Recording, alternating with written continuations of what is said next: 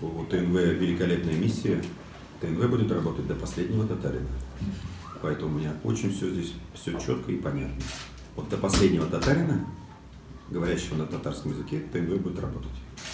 Сколько это? 500 тысяч лет? Я не знаю. Но факт остается фактом. Это его основная миссия, это его основное предназначение.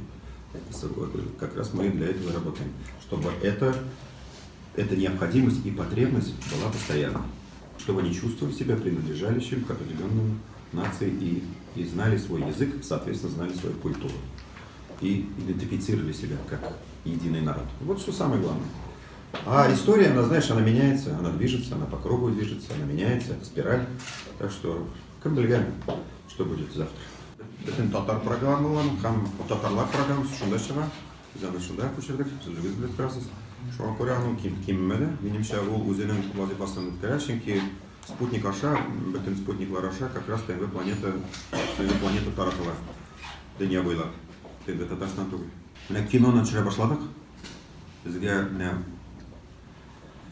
татар телендә эшли торган продюсерлар кирәк, татар телендә эшли торган директорлар кирәк, директор фильмы кирәк, татарча эшли торган ассистент режиссерлар кирәк, татарча эшли торган менә бөтен кино профессиялар татарча эшли торган кешеләр кирәк. Сценаристлар һәм башкалар. Бик аз кеше юк. Превращать любую дискуссию в оскорбительный, как его, трэш, ну да, в оскорбительный трэш, это, конечно, очень плохо, и надо обладать достаточно серьезным иммунитетом, чтобы этим всем заниматься.